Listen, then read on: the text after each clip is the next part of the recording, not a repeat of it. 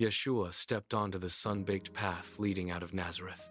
Each stride kicked up small clouds of red dust that hung in the stagnant air. Beside him, Peter adjusted his heavy nets, his brow furrowed as he fought to keep pace with the steady, relentless rhythm of the walk. They moved past dry fields and silent olive groves, the heat pressing down on the earth.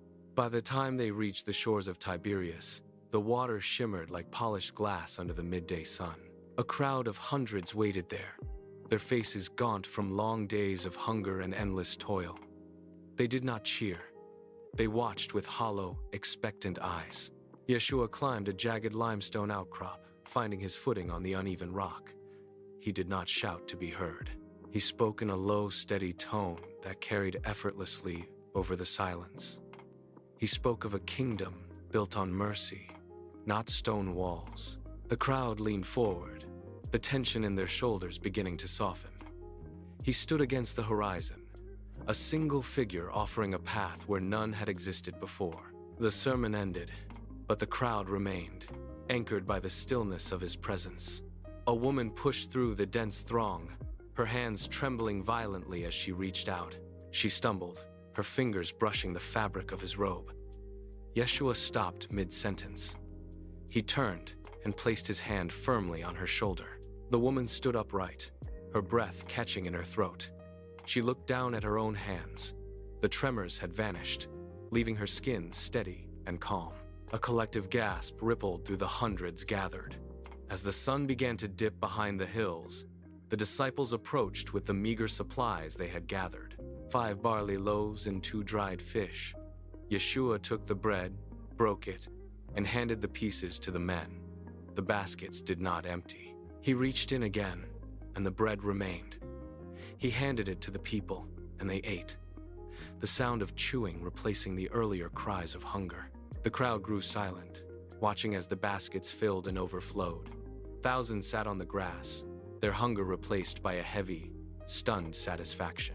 They looked at the fragments of bread in their hands, then back at Yeshua, the air thick with the weight of what they had just witnessed. The desperation was gone, replaced by a deep, unwavering awe. In the deep shadows of the temple porticos, the Pharisees watched. They scribbled notes on parchment, their fingers tightening around their scrolls until their knuckles turned white. They saw the crowds, the miracles, and the shifting tide of influence. They retreated into a dim, windowless chamber, the air thick with the cloying smell of incense and hidden malice. They traded coins in the dark, their voices low, plotting the end of the Carpenter's son. Each word was a sharp edge. Outside, the world moved on, unaware of the trap being set.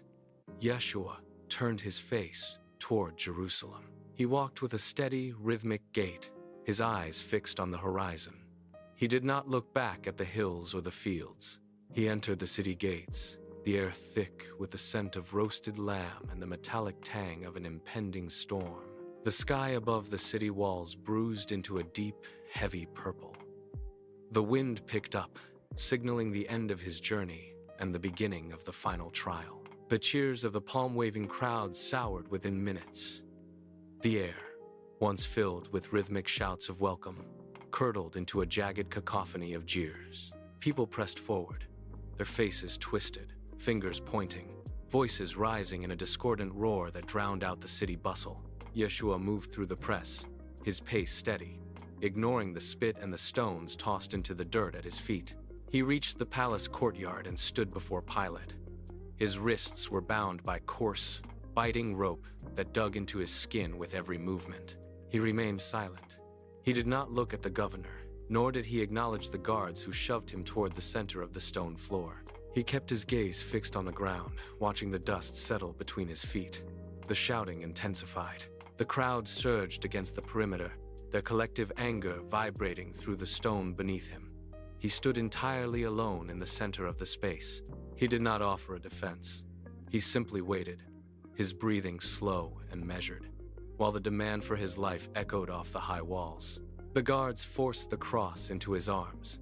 It was a rough, splintered beam of cedar, heavy and unyielding. He took the weight, his shoulders dipping as he adjusted to the jagged load.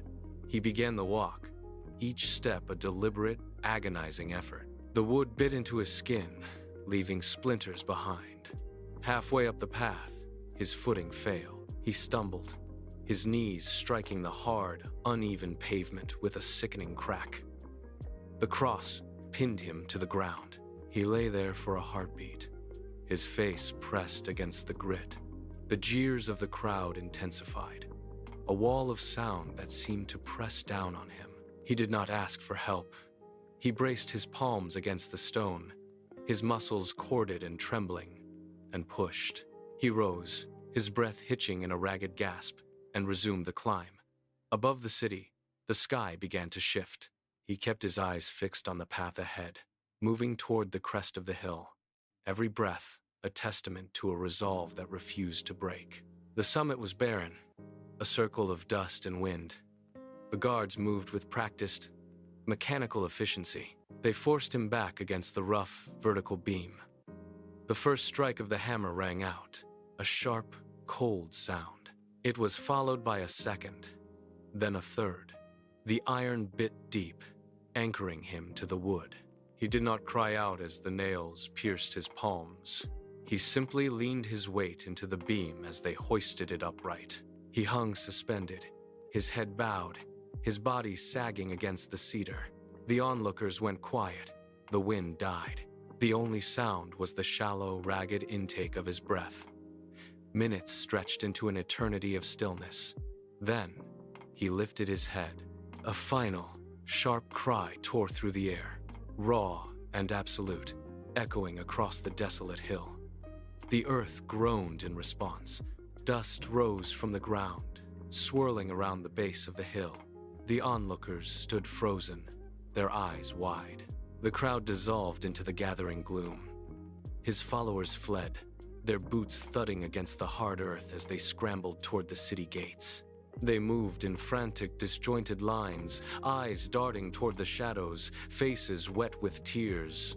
They reached the city and vanished into the cramped, narrow corners of the back alleys, locking their doors against the night. A few remained, moving with heavy, measured steps toward the garden. They brought clean linen, their hands shaking as they wrapped the body, the fabric rustling in the stillness of the evening. They carried him into the dark hollow of the stone chamber. The air inside was cool and smelled of damp earth. They laid him on the slab and stepped back, leaving him in the dark. Outside, the men gripped the edge of a massive, circular stone. They pushed, their muscles straining, their feet sliding in the dirt. With a deep, grinding sound, the stone rolled across the mouth of the tomb, sealing the entrance. The light vanished. A heavy, suffocating silence settled over the garden, thick and absolute.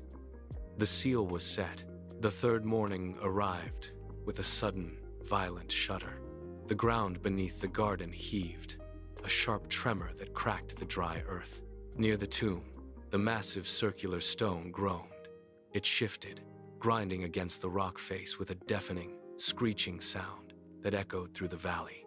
It rolled aside, coming to a rest in the dirt, exposing the dark, hollow interior of the chamber. Mary Magdalene reached the entrance just as the dust began to settle. Her torch flickered in the dawn light, casting long, dancing shadows against the walls. She dropped the torch. It hissed as it hit the damp ground, extinguishing instantly. She stepped inside. The air was still, but the slab was empty. The burial cloths lay folded neatly on the stone, abandoned. She backed away, her breath catching in her throat. She turned toward the garden, her eyes scanning the rows of trees. A figure stood near the olive grove, his presence casting a long, steady shadow in the rising morning light.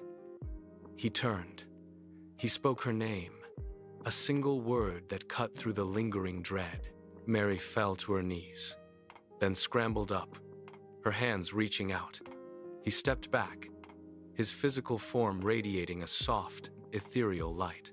He gave them a final command, his voice firm and clear, carrying across the quiet garden. He turned and walked toward the crest of the Mount of Olives. The disciples followed, their boots crunching on the dry path. At the summit, he stopped. His form began to blur, losing its sharp edges against the brilliance of the morning sun. The light intensified, washing over the hilltop until he vanished from sight. The disciples stood frozen. They remained there for a long moment, staring at the empty space where he had stood. Then, they turned back toward the city. They walked down the slope with a new, rhythmic gait. They reached the gates of the city, but they did not stop to hide. They pushed past the threshold and stepped into the heart of the marketplaces. The air was thick with the noise of trade. They did not lower their heads. They did not whisper.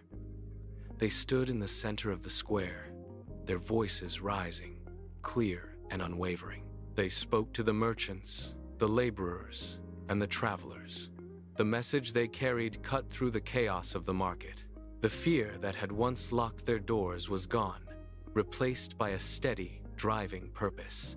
They walked forward, their eyes fixed on the horizon, ready to carry the words that would reshape the world.